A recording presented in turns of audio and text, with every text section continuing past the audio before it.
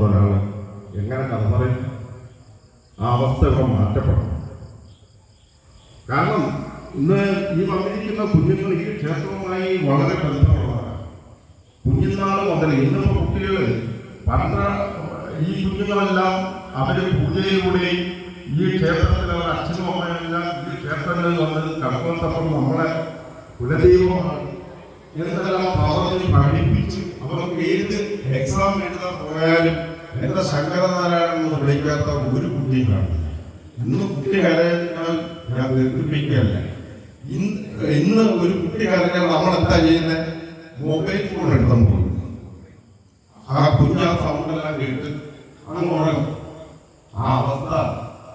അതുപോലെ അമ്മമാർ ഈ സുധാകരനും ഉണ്ണിത്താണനൊക്കെ പണ്ട് ഈ സപ്താഹം ഇവിടെ സംഘടിപ്പിച്ച് കൊണ്ടുവന്ന സമയത്ത് അവരെ മനസ്സിലൊരു ആഗ്രഹമുണ്ട്, നല്ല കഥകൾ വരും തലമുറയ്ക്ക് പകർന്നു കൊടുക്കാൻ നമ്മൾ അമ്മമാര് തയ്യാറാകണം.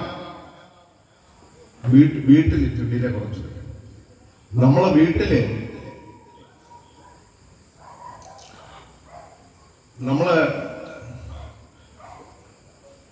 നമ്മളെ വീട്ടിൽ തന്നെ നമ്മുടെ തലമുറ വളർത്തിയെടുക്കുന്ന കാര്യത്തിൽ നമ്മൾ അച്ഛനമാർ അമ്മമാർ പ്രധാനമായും ശ്രദ്ധിക്കണം. ആ അപജയങ്ങൾക്കെല്ലാം നമുക്കൊരു വേദി ഇല്ലാത്തതാണ് ഹിന്ദു സമൂഹം നേരിടുന്ന ഏറ്റവും വലിയ പ്രതിസന്ധി പ്രശ്നം എന്നാണ് ഞാൻ മനസ്സിലാക്കുന്നത്. കാര്യം നമ്മളെ ആചാര്യന്മാര് പൗരാണികർ പകർന്നു തരുന്ന കാര്യങ്ങൾ മനസ്സിലാക്കാൻ നമുക്ക് മനസ്സില്ല. അത് പറയുന്ന കാര്യങ്ങൾ കേൾക്കുവാൻ മനസ്സില്ല, അതനുസരിക്കുവാൻ മനസ്സില്ല. ആ ഒരു അവസ്ഥയിലൂടെയാണ് നമ്മൾ പോകുന്നത്.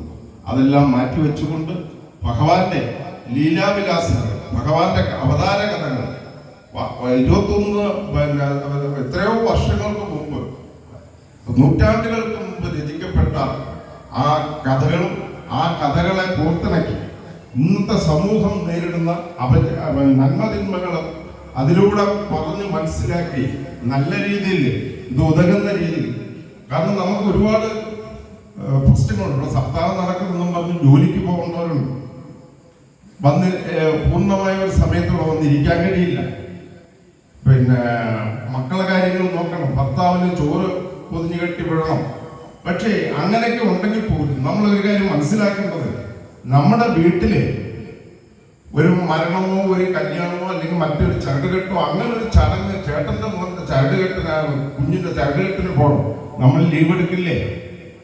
അങ്ങനെ ലീവ് എടുത്തുകൊണ്ടും ഒരു 10-60 കസേരയെങ്കിലും നിറഞ്ഞ് ഒരു സമയത്ത് ഇരുന്നു കൊടുത്താൽ യജ്ഞം നടത്തുന്ന ആചാര്യനും കഥ പറഞ്ഞു തരുന്ന ആചാര്യനും പാരായണം ചെയ്യുന്ന പൗരാണികർക്കും കമ്മറ്റിക്കാർക്കും സന്തോഷമാണ്. കാര്യം കമ്മറ്റിക്കാരും മാത്രമായി പോയാൽ അത് ഇരുന്ന് അവരും അങ്ങ് പുറയിലോട്ട് പോവാം. അപ്പം നമുക്ക് ഭക്തജനങ്ങൾ ഇവിടെ ഒരുപാട് അമ്മമാരുണ്ട്, അമ്മൂമ്മമാരുണ്ട്. അവരെല്ലാം ഈ കസേരയിൽ വന്നിരുന്ന് 7 ദിവസം ഭഗവാന്റെ കഥകൾ വലിയ അവസരമാണ്. ഇതില്ലാതിരിക്കുമ്പോഴാണ് പറയുന്നത്. നിങ്ങൾ കണ്ടോ, ഈ അമ്പലത്തിൽ എല്ലാ ദിവസവും പരിപാടിയാണ്. അവിടെ എന്നും വർഷത്തിലൊട്ട് നല്ല സപ്താഹമാണ് നടക്കുന്നത്.